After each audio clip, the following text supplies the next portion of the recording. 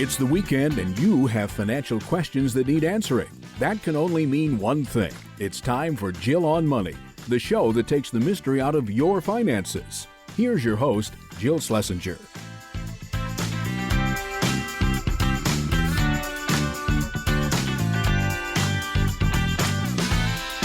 Welcome, welcome. It's the Jill on Money Show, the program that takes the mystery out of your financial life. Now, the way that we do that is pretty simple. We direct you to our website, jillonmoney.com.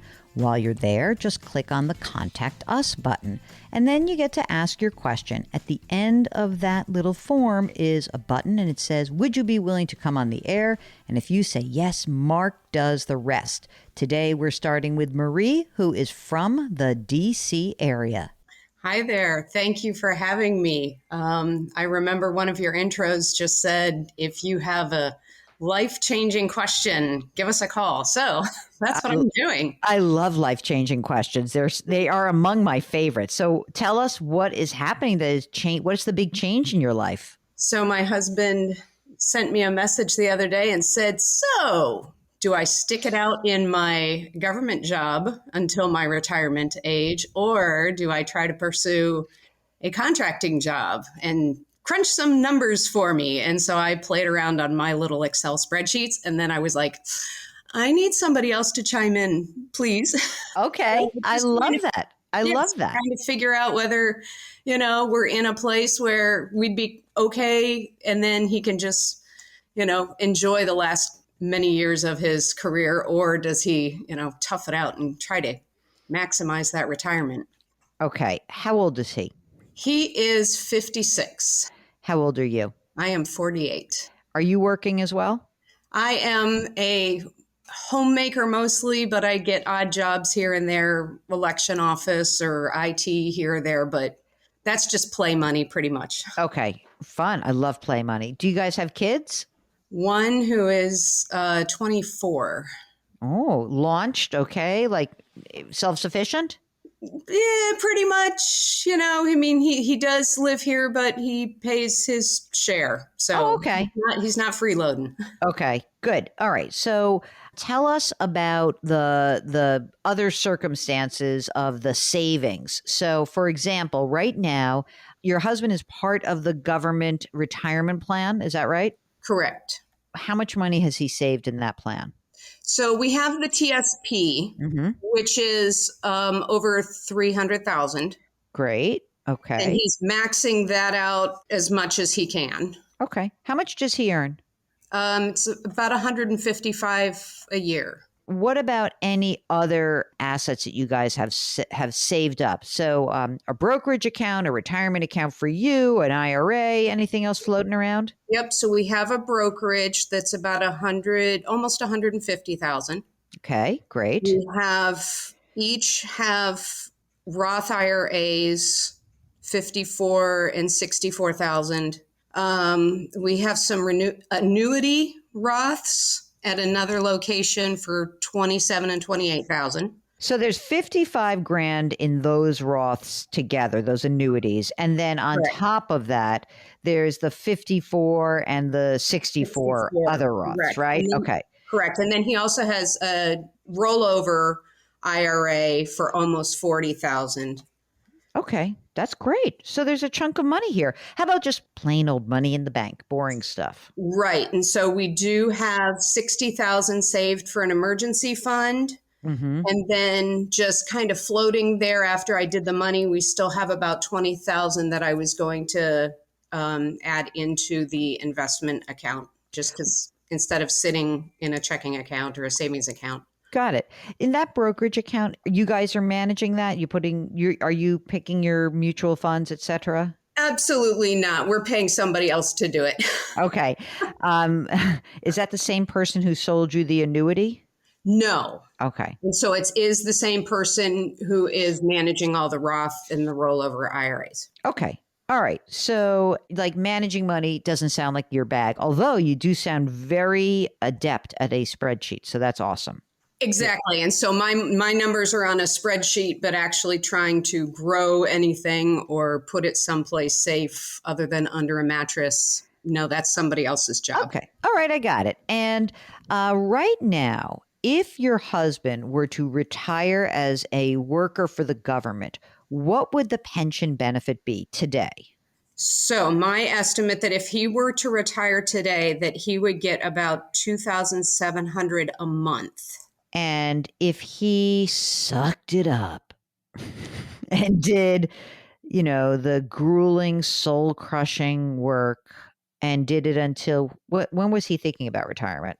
Well, and so it's with government, it's greater than 62 years of age with 30 years of service. Okay. So let's say 62. So let's say 60, whatever, at his age 63, let's say, what would his benefit be then? What would be the pension benefit then? Do you know that number? I do. Another spreadsheet. I love that. So that would be like about $4,200 a month. Will your husband also be entitled to Social Security or not?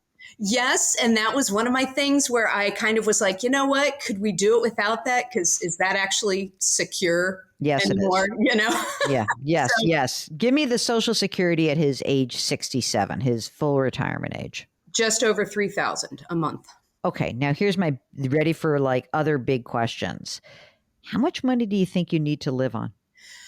I usually estimate like $5,000 to $6,000 a month. Okay. He also has some other retirement monies that could come in because he has military retirement. Oh, tell me about the military. So it was not active duty. So my rough estimate back of the envelope is just short of $1,400 a month. Mm-hmm. And then he would get VA disability for about $700 a month. And then there's a very small, like $500 a month from a previous job. Hold on a second. It's like an incredible amount of money coming in. Okay, worst case scenario. Let's just do this for a second. And I'm not saying it's worst case. Let's just say he's going to get right now, at age 60, he'll have $2,700 a month. Then he'll have his military pension of $1,400, then another $700, and then another $500, right? I got it all now? Correct. Okay. So, I mean, that's a lot of money covered until you get to your Social Security. I mean, it really is. Just to consider that, and this is why I think he's probably going to have the choice of doing whatever he wants to do. It's really, kind of you as a couple, your comfort level with this, right? Because when you think about being at this age, you want to be happy, right?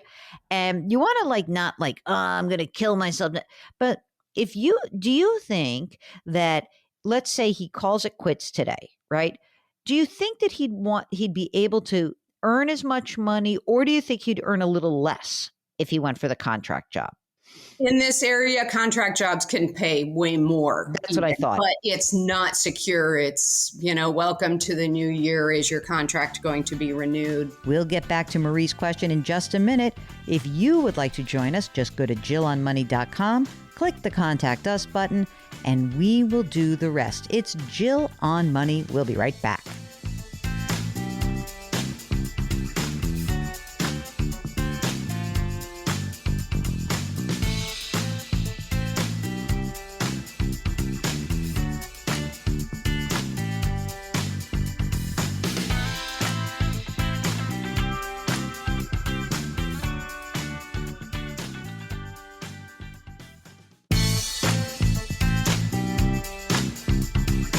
.401ks, IRAs, refinancing, she covers it all. Back to Jill on Money with Jill Schlesinger.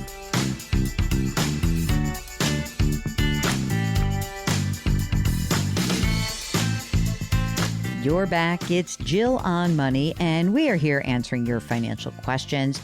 We'll get back to our caller, Marie. She's thinking about a transition, and maybe you too are thinking about a transition. And if that's the case, perhaps you are seeking some financial guidance. Well, I've got good news for you. Our sponsor, Facet Wealth, does that. Facet Wealth's approach to financial planning is a little different, because they take into account everything your money touches, not just a retirement account and not just your investments, your career, your benefits, everything there is. So if you are interested, visit cbsaudio.com/Jill for 2 months free off your first year of financial planning with Facet Wealth.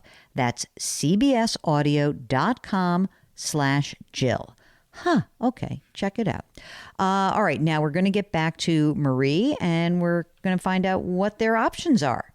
I think you're going to do this because even at $2,700 a month, let's say it's inconsistent and it's not exactly 150, but if he's willing to do whatever he needs to do for until age 63, even just, or maybe even he says, well, if I'm doing contract work, I could even do it longer because I like it better.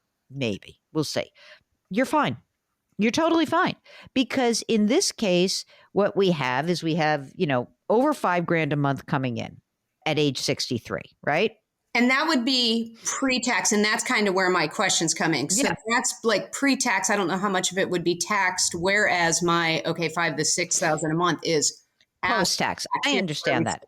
But all I'm saying to you is that even if it's taxed and you only get to clear, let's say, you own a house, right? Yes. How much is it worth? It is estimated. I just did a Zillow and it's $675,000.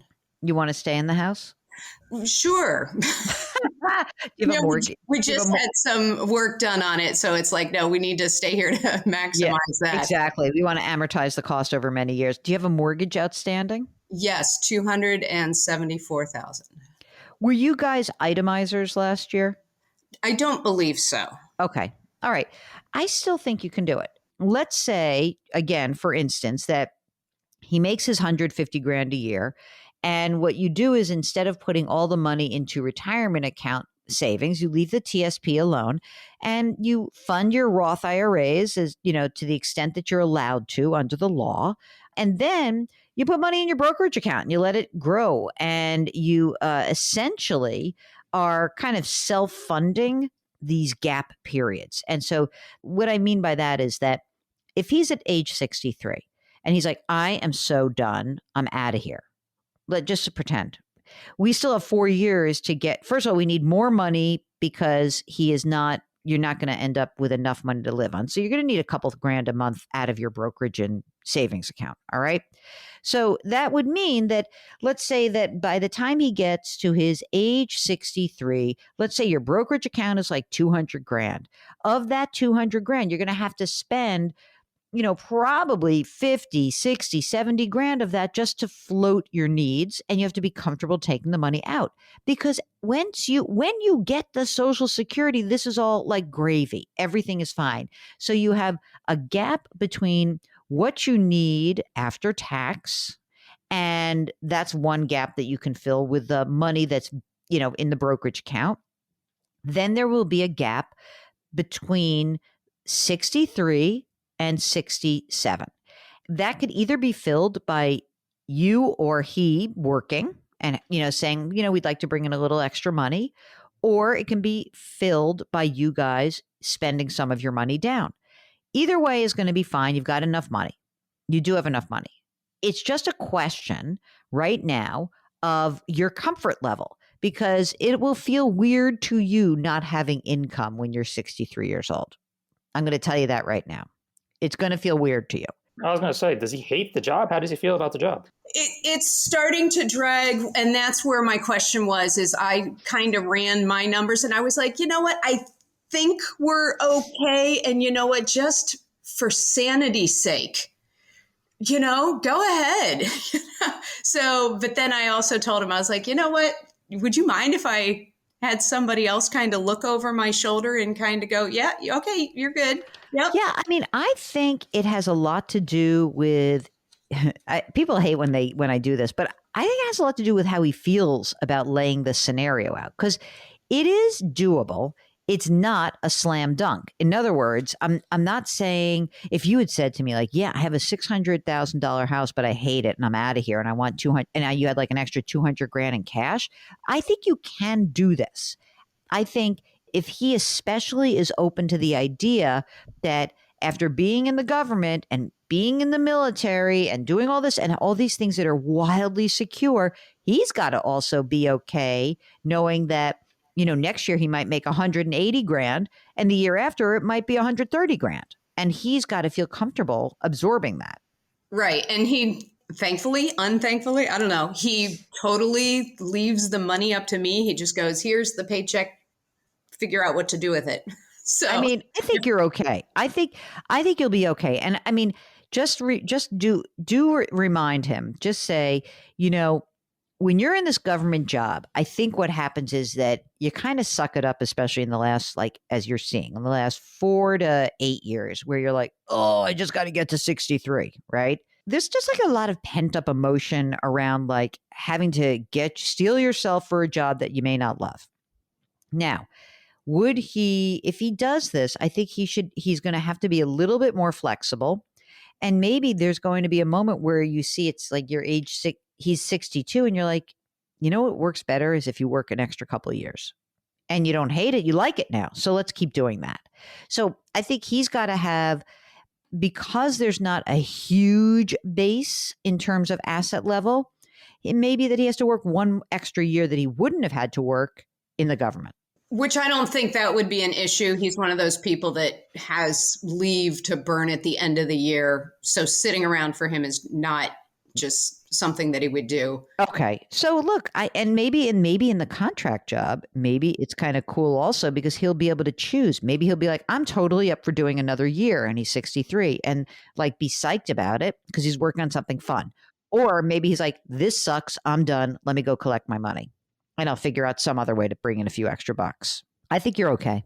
Do you guys have your estate documents? I was going over those, and mostly we do. I'm just not sure how often they need updated because I was looking at them and they were back when my son was itty bitty and who's going to care for him. Yeah, we don't have guardianship issues anymore. However, I would ask, if something happened to you guys together, would you want him to have all this money outright? That's the big question to ask when they're still young, but the age of majority. And so if the answer is, I don't know, then you do need to actually revise some documents. And you can go in and just have somebody say, can you look at these documents? Our kid's a great kid, but I really want my sister to be helping him with the money stuff so he doesn't, decide that he's going to build a virtual universe with all of my money. You just described him right there. Perfect. Thank you very much. Thank you. I don't know how I intuited that, but I did. Any other questions for us, Marie? Just one other real quick one. Sure. You keep talking about rolling over or changing the rollover IRAs into Roth. Is that something worthwhile just to consolidate our little... Here's what I would say. I would love it if we didn't have those annuities and those annuities were rolled into your regular Roth IRAs. It may not be possible. I don't know. Okay. In the ideal world, his thrift savings plan when he retired could be rolled over into an IRA rollover and we would slowly convert it to a Roth. However, I want your cash. I cannot afford for you to convert anything. You can consolidate things like account to like account, but what I do not want there to be is any use of that brokerage account until you guys need to use it for those gap funding years. Sounds fabulous. That's the exact question or exact type of answer I needed. Okay, if you, like Marie and her husband, want to find a different pathway, I would really love to hear from you. These are among my favorite stories. So go to JillOnMoney.com, click the Contact Us button. We'll get you on the air. We'll be right back.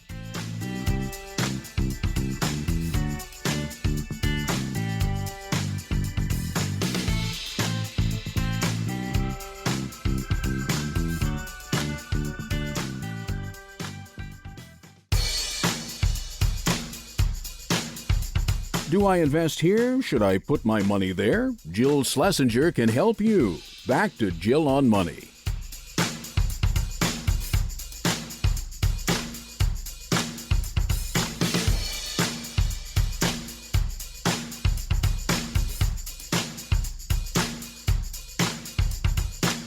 You're back. It's Jill on Money, and we are helping you make better financial decisions. Next up, we've got Joanne, who is on the line from Washington State. Hi, Joanne. How are you? Good. What's going on? Okay. My husband and I are just trying to figure out, we have this HELOC we're retired. It's kind of hanging over our heads and trying to decide if we should pay it off, which would mean paying it off with our investment money, or just continuing to make payments. Okay, let's hear a little bit more about you guys. How old are you, Joanne? We both have December birthdays. So in December, I'll be 63, he'll be 65. And you're both retired. And so how are you supporting yourselves?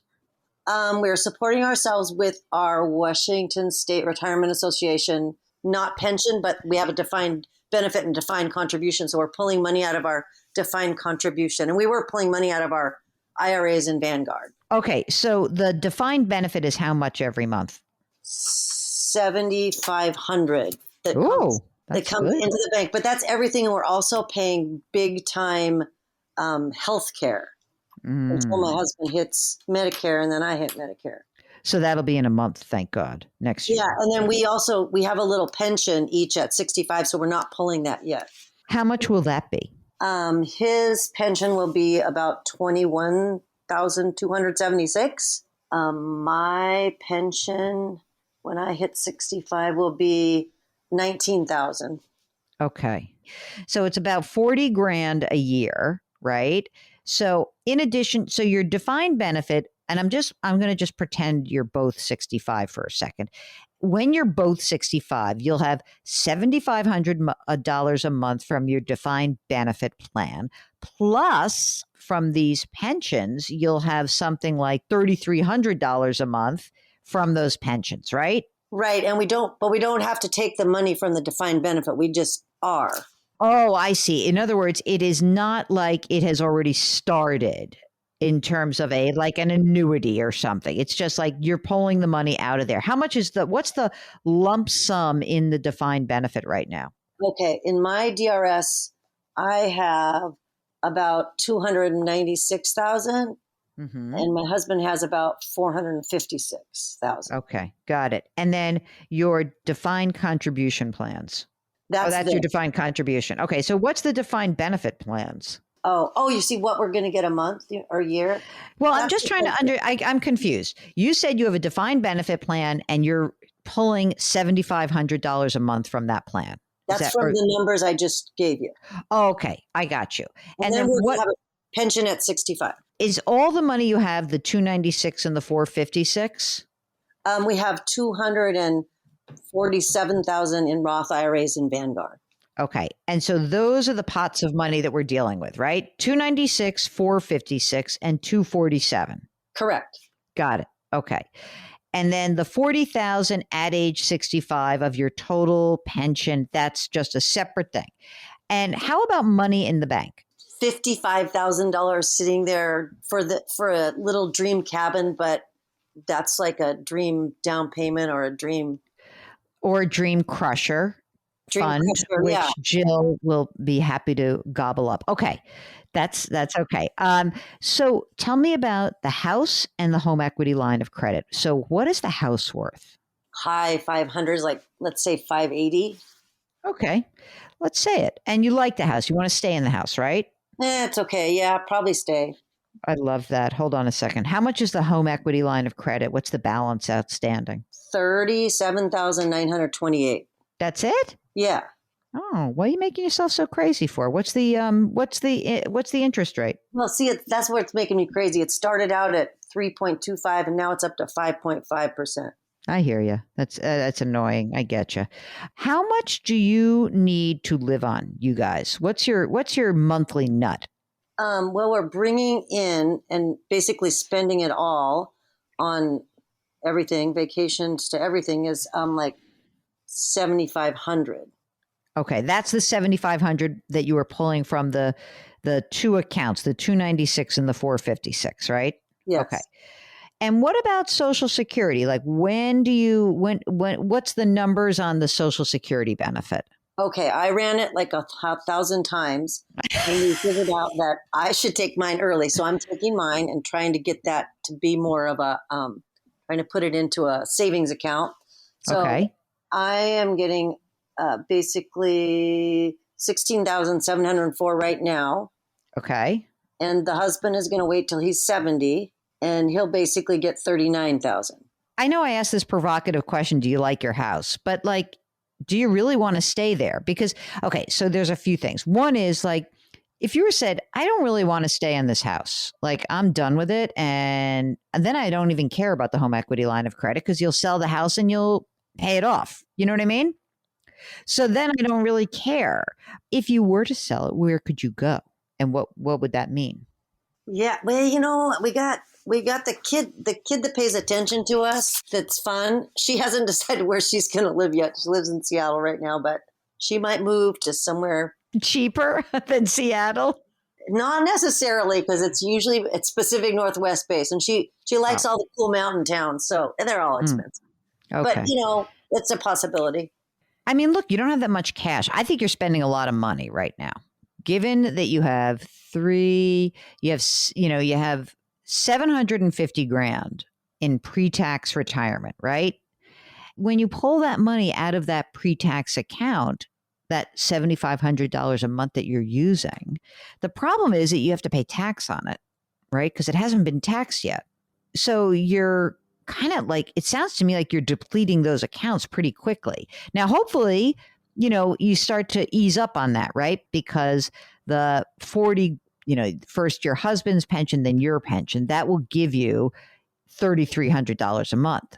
And then healthcare is $1,500 total for each of us a month. So his will go away next year. Yours won't. So, I mean, the situation should get progressively better. When that money comes in, they've got to reduce the amount that they're pulling out. That's the problem. We'll get back to Joanne in just a moment. It's Jill on Money. We'll be right back.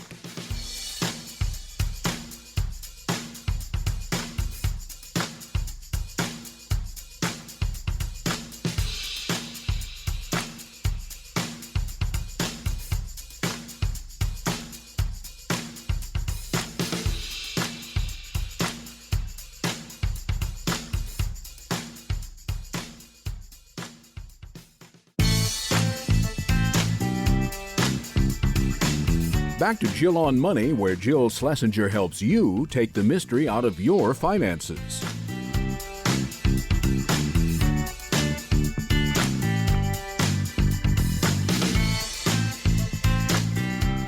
You're back. It's Jill on Money, the program that takes the mystery out of your financial life, hopefully. And if you want to check out our content, just go to our website, jillonmoney.com. Everything lives there. We've got our 2 other broadcasts, which are podcasts. We've got a blog. You can check out videos, stuff that I do for CBS. And, of course, you can pre-order the new book, The Great Money Reset. So go check it out. All right now, let's get back to Joanne. She is on the line from Washington State. If possible, it sounds like you're kind of living large right now, which is fine. I'm not going to tell you not to do that because that's what you're doing. I mean, I would hope that you could kind of temper some of your spending a little bit because you're pulling a lot of money out of that $750,000 pre-tax pot. The problem is not so much that you don't have a lot of money. It's that you have a lot of money and you're actually young. You're in your 60s, which means you could live for 30 more years. If you were telling me you're 83 and 85, then and the same dollar amount, it's different because I don't have to have your money last for so long. And so the problem that I have with where you are is that it feels a little bit like you're spending too much money so early in your retirement. The question came in about the HELOC. It has almost like nothing to do with it. I wouldn't worry about the HELOC. I would wait to see what you do with your daughter. Because if you are going to sell the house, one really great thing that could happen is if you sold the house and you netted the money that you net after you pay off the HELOC and that you don't spend as much money on the next house or you rent for a little bit, and then you actually have hopefully you'll have a little more cash flow. That would be a big help for you guys right now because you could use a little you could have a little like cushion that would be very helpful for you guys. Very helpful. And I think that could happen if you sell your house. Even if she goes into a higher cost area, if you don't buy as big a house, you'll be okay. Can you do it? I think you can. I think so. It's that whole, you always hear these are your go years. And yeah, okay. I'm going to just give you that. I get that. I really do. I don't want to make this a total Debbie Downer dream crusher moment. Mark, there is a dream crush coming.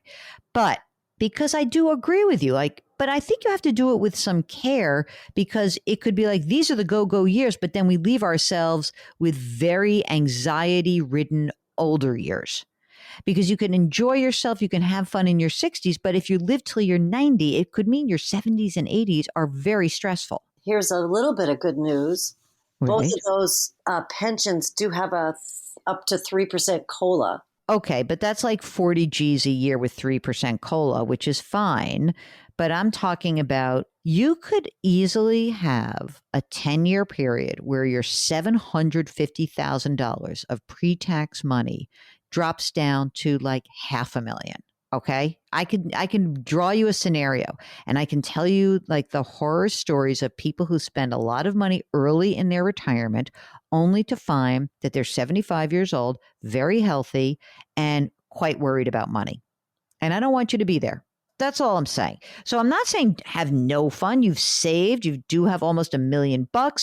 You have this asset called a house. It could be really helpful for you. All of those things are great. I just want you to understand that when your cash flow starts to change at both of your age 65 and those healthcare costs go down, you cannot keep pulling as much money out of these plans. You really have to make a corresponding change. So the new money coming in, now you're going to be like, oh, great, I have this other source of income. I'm going to stop taking as much money from my savings and retirement accounts. That has to happen.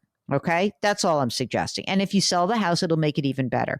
The cabin thing is not happening.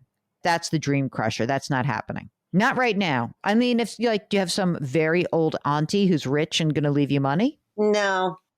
Do you guys have your wills and your powers of attorney and your healthcare proxies done? No, I think we have the wills done, but not the power of attorney stuff done. That I think is so important. I really can't emphasize to people like this whole idea of like, who's going to make a healthcare decision. It's probably more important than the will in some respects, because like, you know, you got to have someone be the decider. And if it's not your spouse, then you better talk to your kids about it. If it's not your kids, Aunt Jill and Uncle Mark would be happy to pull anyone's plug. We specialize that. Anything else, Joanne? I think I'm good. I'm a little bit wondering about how much to spend. How do I figure that out? I'll tell you what you're going to do. Why don't you track your real expenses for the next, say, 60 days? I mean, I know holidays are coming up, but like your real expenses, like here's what it costs to run our household. These are our utilities. This is what we spend on food. This is what, you know, and then go back and look at the year and say, how much money did we spend on trips? How much money do we spend on fun stuff? And go look at it. And then you'll find that there's stuff that is like your actual overhead, your monthly nut. And, you know, I'm guessing it's probably more like 4,000. And the extra stuff, the 3,000 or 3,500 is probably the fun stuff. And so if you say, well, you know, we did have quite a bit of fun in those first couple of years. That's awesome. Now let's like pull it back. Let's, instead of have 3 trips a year, let's do 1 trip or 2 trips, or let's do 1 trip that's a wildly fun and expensive one, and one that's not so expensive. And that's how you make your choices, and you'll skinny up that budget. I promise you. If you pay attention to it, you will skinny it up. Okay, I will pay attention. That sounds like pretty basic good advice. Okay, if you would like to talk a little bit about how your withdrawal strategy plays out over time, we'd love to hear from you. Go to JillOnMoney.com, click the Contact Us button. We will do the rest. Jill on Money, the radio show. We'll be right back.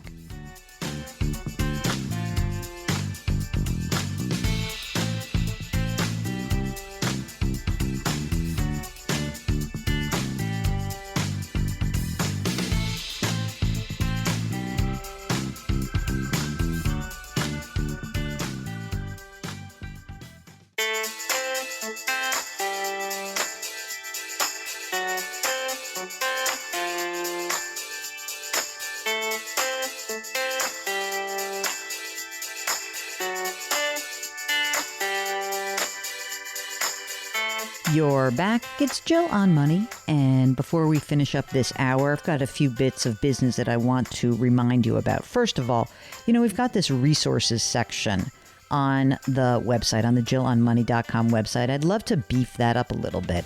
that means that I am relying on you to help us out. So send us the financial resources or calculators that you really like. And we're going to try to do this a little bit more next year. We're going to beef up the resources section and get a little richer, help everybody out in the community. Okay? All right, so here is an email that comes from Markham, who says, I am 74 years old, and I would like to know if there is a limit on the amount of money I can transfer from my IRA to my Roth. Well, there's no limit. This would be essentially pulling money out of an IRA and converting it to a Roth IRA. The money that is moved is essentially a two-step process. You have to convert it and you have to pay the tax that's due on that amount. So why would you do that? Well, maybe if you're 74 years old, you might say, I want to start to pay the tax now. I know I'm in a low tax bracket. I'd rather do that for my kids. The Roth IRA is a better asset or type of account to inherit. That could be one reason. Maybe you just want to get a handle on what your taxes are going to be. Maybe you want to make sure that your required minimum distributions are something you control, not what the IRS controls. There are a lot of different reasons. But that said, I think it is important to note that when we talk about the Roth conversion, we don't want you to eat up all of the liquidity you have on hand, meaning the cash that you have on hand. So while we really do love Roth conversions, we also love having cash sloshing around. And when you're retired, which I presume you are, we kind of like to have 1 to 2 years of your living expenses set aside in cash. So if you're dipping into that, then I don't love the whole conversion idea. If you would like to follow up, we would like to talk it through with you because this is one of those cases where having more information would be helpful. Okay, that's it. That is the first hour of the program. It's Jill on Money. We'll be right back.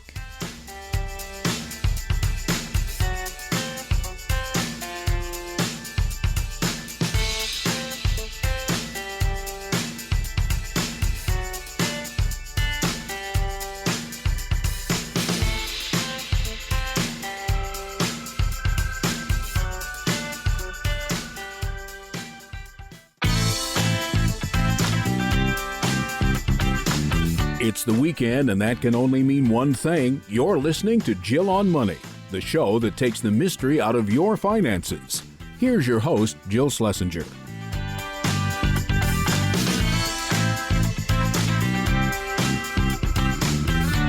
You're back. It's hour number 2 of the Jill on Money show. And this hour, I am delighted to bring you a very special guest. Her name is Annie Duke. And she's been on the program before. She has written a couple of best-selling books. One is Thinking in Bets. The other one is How to Decide.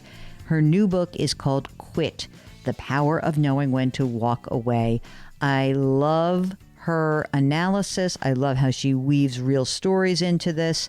So get prepared and settle in. It's going to be a mind-blowing hour ahead. Here is the first part of our interview with Annie Duke, the author of Quit. I think that there's just a misconception about grit, which is that grit is good, full stop, period. In other words, that if you stick to things and you persevere, that is a sign of character. You know, we think about, quitters never win and winners never quit. If at first you don't succeed, try again. That's just not so.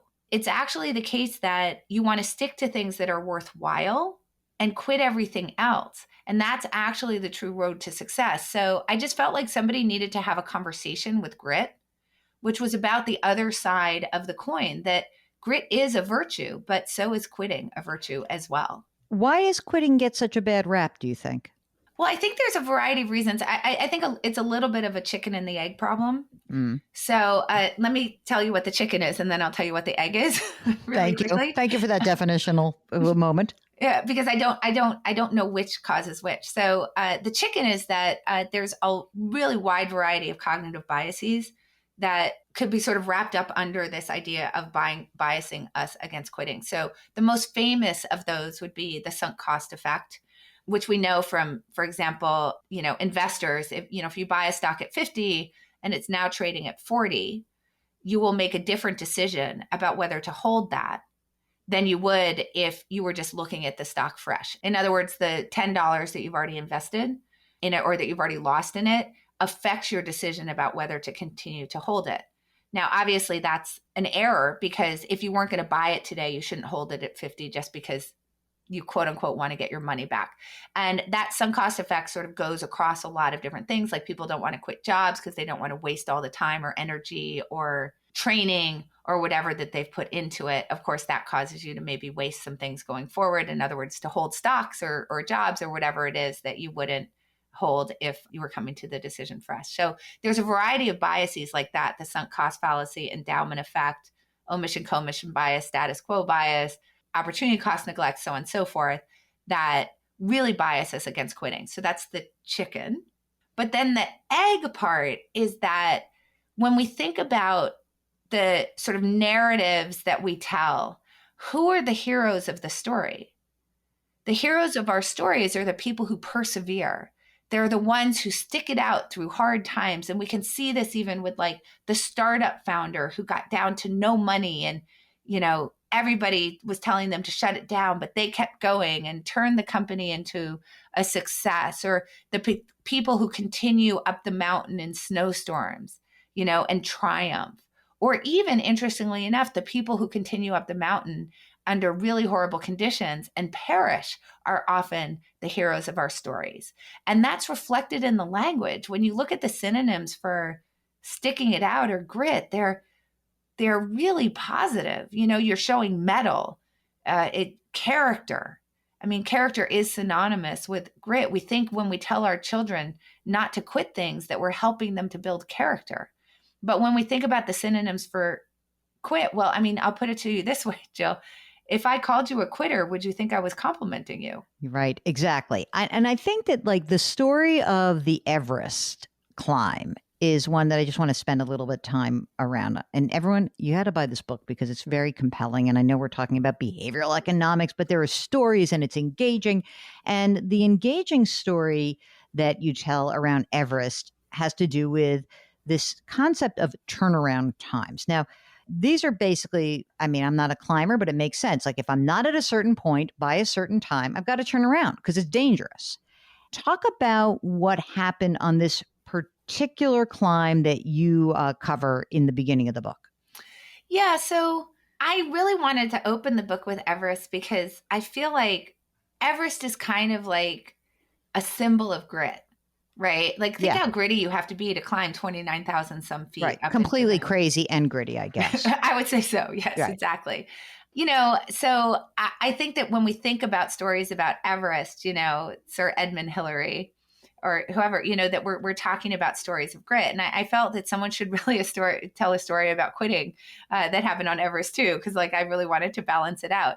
So this story is about Dr. Stuart Hutchinson, John Taskey, and Dr. Lou Kositsky. And they were part of one of these climbing expeditions. As you'll recall, Jill, in the 90s, these things became very popular. Mm-hmm. Back then, I think it cost about $70,000 or $75,000 to join one of these expeditions and about 9 months worth of training time. And so they were part of an expedition of 8 climbers, clients, 3 climbing Sherpas, and an expedition leader. And as you said, for each day's climb, they would set a turnaround time. And for summit day, where you're climbing from Camp 4, so you're already very high up the mountain, the turnaround time is 1 p.m. And the reason for that is that if you descend the mountain in darkness from the summit, it's incredibly dangerous, particularly because you have to cross a part of the mountain called the Southeast Ridge, which is very, very narrow. If you do not do that successfully, you will fall to your death either all the way into Nepal or all the way into Tibet. Neither of those things, I assume, would be something desirable to you. No. And so climbers before you have figured out that if you're not to the summit by 1 p.m. And you get there afterwards, you're just too likely to descend the mountain in darkness, and it's just too dangerous. And the chances that you have, you know, a really bad outcome, maybe death, has gotten too high. So the expedition leader has impressed upon his group that when they leave for summit day from Camp 4, that the turnaround time is 1 p.m. No matter where they are in the mountain, they're supposed to turn around at 1 p.m., summit or not. So our climbers set out, and this was a time, as I said, in the 90s when these expeditions had gotten quite popular. So it wasn't just these 8 climbers, the 3 climbing Sherpas and the expedition leader who were climbing. There were over 30 people on that mountain. And it's kind of like a one a single lane road as you're going up to the summit. So you're really subject to how fast the people in front of you are going. And it was slow. There was basically a traffic jam on the mountain that day. So Hutchinson recognized that it was going pretty slow. And the expedition leader came up behind him and he just asked the expedition leader, hey, how long do you think it's going to be until we get to the summit? The expedition leader told him about 3 hours and then scurried on ahead to try to make up time. Hutchinson holds Tasky and Kositsky back and says, oh, I think we really have a problem here, because if it's 3 hours to the summit, I'm looking at my watch, it's almost 11:30 a.m. right now. So it seems to me that we're going to get to the summit around 2:30. Even if we were to really speed up, we'll get there at 2 p.m. And that's well past the turnaround time. So if we're supposed to turn around no matter where we are at 1 p.m., it seems to me we should turn around now, because there's no way we're going to make it to the summit. So it took a little convincing, but Tasky and Kositsky did agree. Right. And the three of them turned around and they went back to Camp 4 and they lived. We'll get back to our interview with Annie Duke in just a minute. It's the Jill on Money Show. We'll be right back.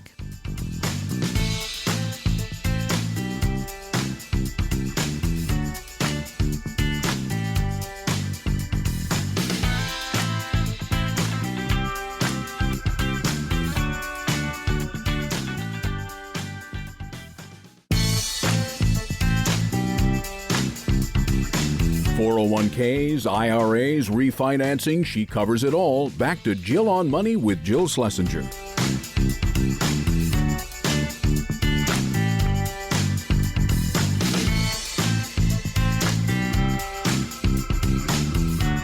You're back. It's Jill on Money. Let's get right back into our interview with best-selling author Annie Duke. The new book is called Quit. There's this sense that I've not just put in all this time, but I've, also created a whole space. There's so much energy that I've put into this endeavor, which is getting up this mountain. And all of a sudden you reframe this as you failed, but you didn't fail. You lived. So living, again, that would seem to me like the first part. And the second part would be okay, presuming I can live, then I hope I get up this mountain. And as you say, it plays out in lots of different areas. It just seemed so dramatic because in this case, it was life or death. Yeah. So as you said, look, when we think about the sunk cost effect, right? You've put $75,000 into the cause. You spent 9 months training. You've gotten so far. If you turn around now, doesn't that mean that you'll have wasted all of that? So that's one problem, right? Of course, that's thinking about waste as a backward-looking problem, because if it's a bad decision to continue going forward, that would be the real waste. In this case, probably a waste of human life, right? So we need to sort of switch the way that we think about that. Those costs are already sunk. That's why it's called the sunk cost fallacy. But it's creating friction that makes us want to continue. The other thing that you pointed out is that we have this really perverse way at looking at goals that we have. So the summit is obviously the goal. At this point, these climbers are about 300 feet from the summit. And we think about them as having failed. Never mind that they climbed 29,000 feet into the air, something that almost nobody has ever done. That doesn't really count for anything. So we measure ourselves against how short we are of the goal, not how far we are from the starting line. Right? Which in their case is very, very far. And I think you can intuit this. Obviously, if you run 20 miles of a marathon, you'll think of yourself as a failure. And it will feel worse to you than never having started a marathon at all. Never mind that you ran 20 more miles than the person who never started. So this is also one of these forces. And then you also have this problem, not just of feeling well, if I stop now, I will have failed, right? That makes it really hard for us, but also these what ifs. What if I had continued up the mountain? That I think that's really hard for us. What if I had stayed in that job? What if I had stayed in that relationship? What if I hadn't shut my startup down? What if I had kept running? And I think that those what ifs are really hard for us. And they're particularly hard for us in the situation for these three climbers when people did continue up the mountain. Because what if in that moment where you're trying to decide, what if they all make it successfully there? And I just feel like an idiot for having turned around. So think about how courageous it was. I mean, it's interesting that you compare it also to your career as a professional poker player. There are plenty of hands where your rules or the way that you think about probability would say, okay, you're done. Get out. You're quitting this, right? And then you tell the funny story where you're like, sitting at a table where a professional player turns to you and says, like after watching the hand come out, you're like, oh crap, I could have actually won that, but that wouldn't have been the prudent choice. I thought it was kind of intriguing to me, this idea around quitting in a job where you were talking to a doctor. And I've heard so many of these stories, okay, where people will call the program up and say, I've been a healthcare worker, I've been a teacher, and I just I need permission to quit. They're asking me permission. They want to know, like, financially, am I okay? And, listen, there are times where I say you can totally do it. And if you were to stay 2 more years, that pension does get a little fatter, but you could do it. And I always will say, like, are you miserable? And there are some people who say, yeah, I am. Can you just tell the story about the way that you approached this doctor where you said, like, imagine a year from now? So play that out so people can ask themselves and get into this, like, understand the probability and the application of statistics to a big decision like I'm going to quit or make a career change. Yeah, absolutely. So a woman named Sarah Olson Martinez contacted me, and she was facing a decision about whether to quit her job. So she was an emergency medicine doctor, had worked, in the ER. That's where her training was. But she had also been promoted to an administrative position. So by the time she contacts me, she's actually only doing 6 shifts a month in the ER, and the rest of her time is administrative work. Now, I was in the middle of writing a book called Quit. So I was like, hey, do you want to get on a Zoom? This is good. Oh, you're a great character. Yeah. Well, I was like, I really wanted to hear her story because I was obviously thinking deeply about it and thinking, oh, that this might be interesting for the book.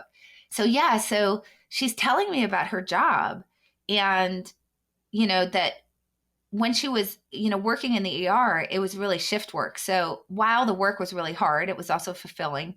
And at the end of your shift, you were done. Like, you went home, your work didn't come home with you. But the administrative work was not like that. It was kind of 24/7, calls, emails, texts, putting out fires, like having to answer questions. And that she had 2 young children, and it was really negatively impacting her relationship with her kids. And at that point, she described herself as miserable. Not only miserable, but having been miserable for quite some time, like a few years. Unlike many people who are facing these, she actually had another job that she had already been offered. So she's in a superior position to many people who are thinking about quitting because she knows there's another opportunity available to her, and it's to evaluate cases for an insurance company. So when she's telling me all this, as you might imagine, Jill, I'm slightly confused as to why she's asking me about whether she should quit, because she's miserable for years and she has another job offer available to her. So I asked her, and I said, well, so what's stopping you from quitting? Like, what is it that's holding you back from this new job? And she said something really interesting. She said, what if I take the new job and I hate it? This was so interesting to me. So I said to her, okay, well, let me ask you this. Imagine it's a year from now and you stay in your current position. What's the probability that you'll be happy? And she said 0%. Because she knew she'd been unhappy forever, right? So she knew she was going to be unhappy. So I said, well, what's the probability if you take this new job? Now imagine that it's a year from now. Like, what's the probability you're happy? And she said, yeah, I'm not sure. Probably 50-50. I said, well, it's 50% greater than 0. And she said, I love that. Yes. And she quit the next day. And the last time I checked, she's actually quite happy. That's amazing. Yeah. And I think that it brings up this really important kind of asymmetry in the way that we think. Investors can experience something called loss aversion. We can experience this everywhere, which is just that when we're deciding whether we want to enter into an investment, we focus on the downside. Like, what if it doesn't work out? What if I lose my money? And it can cause us to choose investments that have a lower expected value. In other words, you can't lose very much, but also what goes along with that is you can't win very much. In other words, they're very low volatility. We'll prefer that over something where you could actually win quite a bit, but there's maybe a greater loss that might be associated with it. So loss aversion is a very common problem. But what's interesting is that loss aversion is asymmetric. We recruit it much more strongly for things that we're starting. We don't recruit it in the same way for things that we're continuing, that we've already started. So you can see this with Olsen Martinez, right? Like there was a really good chance of a bad outcome from staying with what she was doing. But when I asked her what was bothering her, it was the chance of loss at the new thing that she might start. So now we see the problem with quitting, right? Is that there's all sorts of forces like sunk costs. Because she said, like, I've trained so much in this and so that sort of make us stick to the thing that we're doing. But then also we don't want to start new things for fear that we might lose, even when the chances of a worse outcome are much, much smaller than the chances of a worse outcome from the thing that we're already doing. And you can see that coming out in Olsen Martinez's story. So all I did was refocus her and just get her to see that, look, you have a much better chance of being happy if you switch to the new thing. And once I kind of got her to see the opportunity cost, what she was giving up by not taking the new job, she switched. Should you be quitting? We'd love to hear from you. Go to JillOnMoney.com, click the Contact Us button. We'll be right back.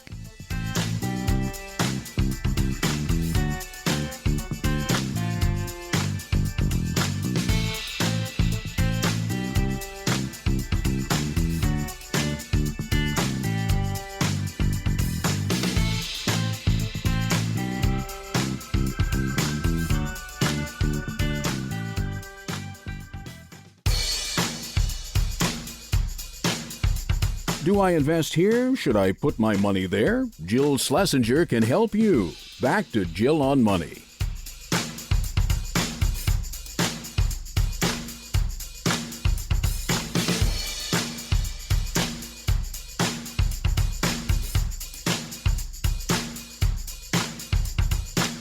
You're back. It's Jill on Money, the program that maybe is not always the most intuitive program. Today, we are talking about whether or not you have the power to walk away, whether you should be quitting. And this might be a misnomer that people think, oh, I'm a loser, I'm quitting. We want to dispel that myth. And to do so, we are talking with the best-selling author Annie Duke, whose new book, which is called Quit, tries to dispel some of the myths that we all carry with us about quitting, and how quitting can be not just a reactive mode, but a proactive one. How we should be thinking in advance. We should be setting ourselves up for success by contemplating what would make us walk away from a bad situation. I know you don't usually think that way, but it is really helpful if you're able to do so. So here is the next part of our interview with Annie Duke. You know, it's amazing to me. You have a line in the book, and I highlighted it. It's early on, but it really jumped out at me. And you write, the desire for certainty is the siren song calling us to persevere. And I remember this because when I was researching my first book, I remember talking to like a neuropsychologist who explained to me that uncertainty like literally fries people's brains. Like it is insane what humans how they manage uncertainty. So it's almost like this idea, like the certainty that I know this is terrible, but the uncertainty is like, it could be terrible, it could be good. It's still uncertainty. How can we help people cross over in advance, like before things get horrible? Like what can be our turnaround rule that we could establish? And I know you talk a lot about some startups that are cool, and you know that's about money, right? Or even trading. Like I've used stop loss orders when I was a trader, and that's easy. But like, is the way to really think about this to in advance bring up some turnaround rules in life? Yeah, so it's very much that, to think about turnaround time. So quitting is really hard. It's really hard for us. When we have to face that decision down, that's the moment where you're saying, I can't give up the cause. It's the moment where we feel like we failed. And that moment is really hard for us. As Daniel Kahneman says, it's just really hard to make a decision when you're in it. For example, with the stocks, right? Like once you've taken the losses, it's harder for you to be rational about what you're supposed to do because you've already carried the losses. You've already put the time and attention, all the training, gone to Harvard, done your residency, been through all of that torture as you're facing the decision to walk away. And that's actually quite hard. So what we want to do is get ourselves out of it. If we know we're not going to be good when we're in it, we want to get ourselves out of it. And the way that we do that is with advanced planning. And it doesn't matter whether you're thinking about something that's sort of objective, like money, or something that just has to do with what you value. We can generally call that happiness or fulfillment, right? Those are the things that we're trying to achieve, whatever that is. And what we want to imagine is, what are the signals that we might see at some point in the future that would tell us that this is not the right path for us? And now what you could do is try to construct the signals that would tell you that you would walk away. So I did this, for example, with a group of sellers where I said, imagine you were pursuing a sales lead and it's 6 months later and you have lost the deal. Looking back, you realize there were early signals that the deal was not going to go your way. What were they? And so they generate these, right? So they're not in the middle of a deal. They're not thinking about giving up a deal right then. I'm asking them in the abstract. And they say things like, in the first meeting, the prospect only wanted to talk about price. And in retrospect, that may seem so obvious, but in real time, you're so hopeful. You're a salesperson. Salespeople are so hopeful and optimistic, right? That's exactly right. And one of the things is they said is that they found out that they had a competitor installed. So this was a software company. And what's interesting is even though they could recognize that in the abstract, in the moment, they'd be like, but I know I can win the deal. Not only that, but leadership is also exacerbating that problem because leadership is managing toward the outcome of closing the deal, not toward the outcome of qualifying out early, which should be just as desirable, right? Like the earlier you can figure out, like, I'm never going to get an executive in the room and they're only asking about price or they have a competitor installed, the better off for the whole team because you're spending your time on the things that matter, right? The leads that are going to get you to where you want to go, and you're qualifying out the other ones really early. So we created this whole set of kill criteria, which are essentially turnaround times, which is, if you see that they have a competitor installed or that you can't get a decision maker in the room, or they're only talking about price, that is a really adverse signal. And you need to talk about qualifying them out when you see that. And this really created great things for the whole team because not only were the sellers now thinking about that, but on deal review, leadership was going through the kill criteria to see if the sellers were sticking beyond the point that they ought to, which now allowed leadership to manage not just toward the outcome of closing a deal, but also toward the outcome of qualifying out early. And we can do that in our personal lives. When you have that moment where you feel like, oh, I seem to be really unhappy in this job, you can just say to yourself, well, how long am I okay with the situation as is? Right. So make it time bound, right? Right. And you always want to make a deadline because otherwise, I'm sure, Jill, you've seen like people complaining about a relationship and it just rinses and repeats. Oh, no, never. Right. Not even myself. Oops, maybe. So you want to set some sort of deadline, right? So the best kill criteria are going to include a deadline of some sort. And by the way, that deadline could be like when you mentioned a stop loss, the deadline could be I've lost $10 in the stock or whatever, right? Like, so that's a form of a deadline. So we want to have a deadline. So maybe in the case where you're unhappy in a job, you say, I'm okay with the status quo for another 3 months. And then say, okay, if I imagine it's 3 months from now, what are the signals that I would see that would tell me that things haven't changed, that it hasn't gotten better and I ought to leave, and write that list down. And what are the things that I could see that would tell me that things have improved? And then you can write that down. And then you can do a separate thing, which is like, what would I need to do to get me to the improvement? So maybe you have a boss that you feel isn't giving you any respect or giving you extra responsibility. You could go sit down and have a conversation with them. And then just write that stuff down. And then in 3 months, go back and look at your list.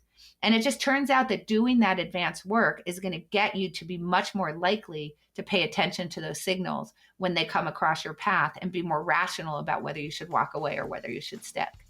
If you have a question about whether you should be thinking about quitting or not, and you need some help, you need some hand-holding, we are here for you. Just go to JillOnMoney.com, click the Contact Us button, and we will get you on the air live. We'll be right back.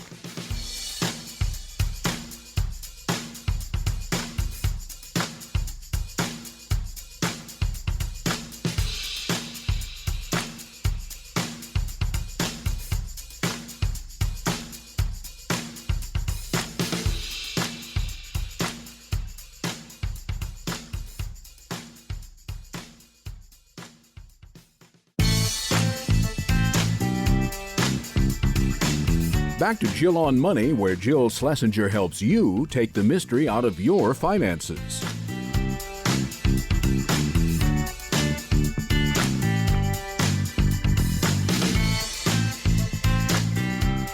You're back. It's Jill on Money. And before we return to our interview with Annie Duke, we're talking about quitting. We're talking about whether or not you can make changes that are really better for you and your family. But I also understand that for many of you, making that decision is predicated on feeling secure in your financial condition. And maybe you should give us a holler to talk about that. Or maybe you need to actually hire a financial planning firm. And if that's you, we would encourage you to check out our sponsor, Facet Wealth. Now, the thing that's kind of cool about Facet is they do have personalized, jargon-free advice for everything that money impacts in your life. And they help you create a plan. They help you execute your plan. They've got an easy-to-use tech platform. Their advice is dispensed by certified financial planners. And you know I like that because I am one. If you think you might want to check them out, all you need to do is visit cbsaudio.com/Jill for 2 months free off your first year of financial planning. That's cbsaudio.com/Jill. Okay, now let's get back to the last part of our interview with best-selling author Annie Duke. All right, before we let you go, we have to talk about the difference between being nice and being kind. And I'm guessing, just from this conversation with you, that part of the reason that people would like to contact me and get validation about some of their choices from someone like me is that I'm not mean. I don't sugarcoat it. I really don't. I will say, I don't think you can quit your job. You have a family right now. You can prepare to figure out how to do this. And it may be nice to think you could just call it quits, but you have mouths to feed. Can't do it with this way. There are other ways that you're going to have to think about doing something to make this big change. I love this quote. This is Daniel Kahneman. What everybody needs is the friend who really loves them, but does not care much about hurt feelings in the moment. Can you explain that? Yeah. So look, it's really hard when you see someone failing who's a friend of yours to say, hey, listen, you're really failing at this. You should quit. Because, you get very worried about hurting their feelings because we have the tendency as friends to want to cheerlead people. Meanwhile, of course, you can see pretty clearly that they're failing. Why? Because you're not in it, right? I mean, that's the other thing.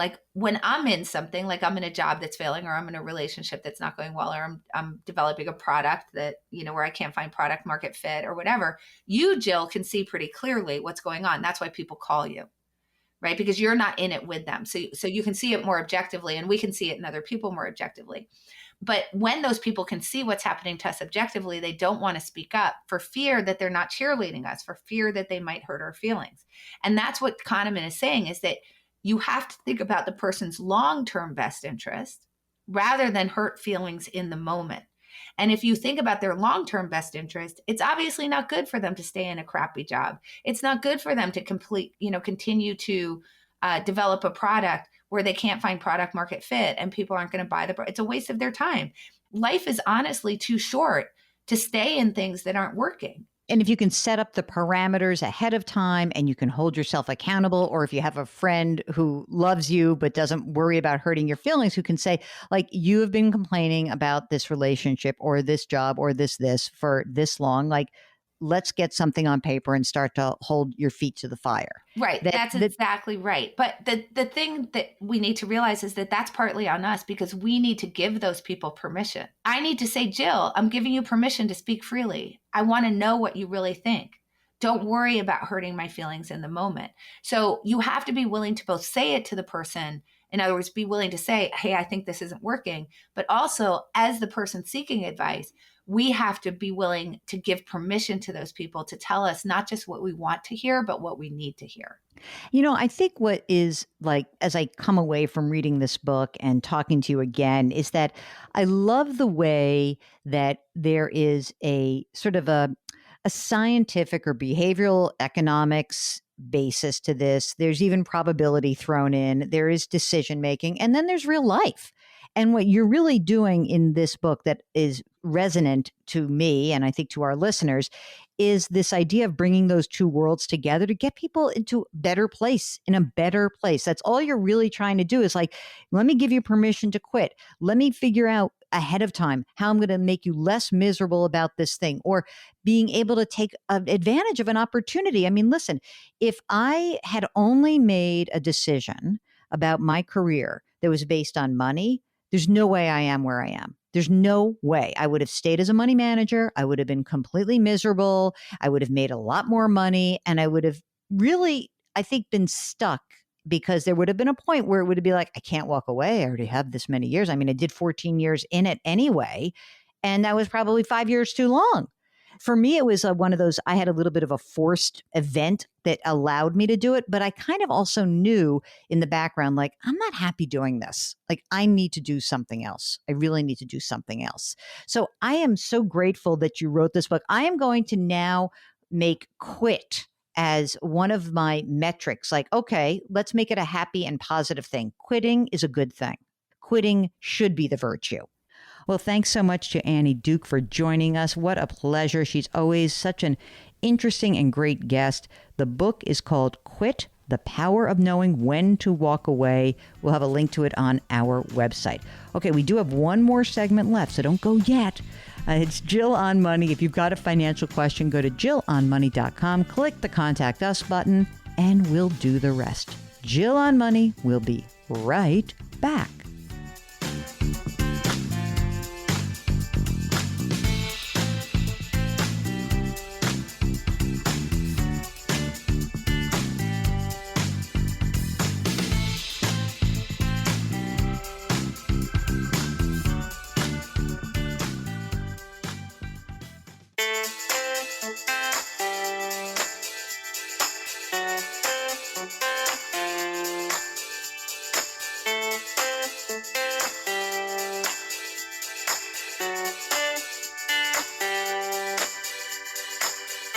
You're back. It's Jill on Money. And before we close it up for the day, we've got an email. This is from John, who writes, over the last 15 plus years, I've bought some large gold miners as a hedge against bursting bubbles, recessions, black swans, and inflation.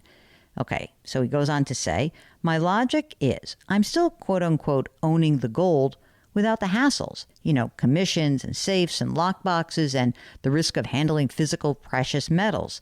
Aside from dividends, is there any benefit in owning a large mining stock over physical gold? Thanks for your opinion. What a funny question to ask a former gold trader. You know what? It is a pain in the neck to own physical gold. But I guess the other option would be to own a gold ETF or gold futures, an exchange traded fund based on the underlying futures contract. I guess the big risk that you have of owning the miners is that the companies themselves might come under pressure for some reason or another. But, as long as you're keeping your allocation to, I would say, a somewhat smallish size, like maybe 5%. I don't really go more than 5% when it comes to commodities. I don't think you're going to go too wrong. But if you want a little more diversification instead of the actual mining companies, maybe check out the gold ETF. It trades under the symbol GLD. Okay, well, that's it for the program. And before we go, let me do some business. All of the information that we discuss, all the links and all of the blog posts that I reference, it's all on our website, jillonmoney.com. So why don't you bookmark that website? And also on the website, you can sign up for our free weekly newsletter. It comes out every single Friday. Mark does a great job with that newsletter. And of course, it is the season. You want to buy some gifts? Why don't you pre-order my upcoming book? It's called The Great Money Reset. You can do so right on the front door of our website, jillonmoney.com. Our music is composed by Joel Goodman. Mark Talercio is our executive producer. And we always encourage you to do something nice for someone else today. Thanks for listening. We'll talk to you next week.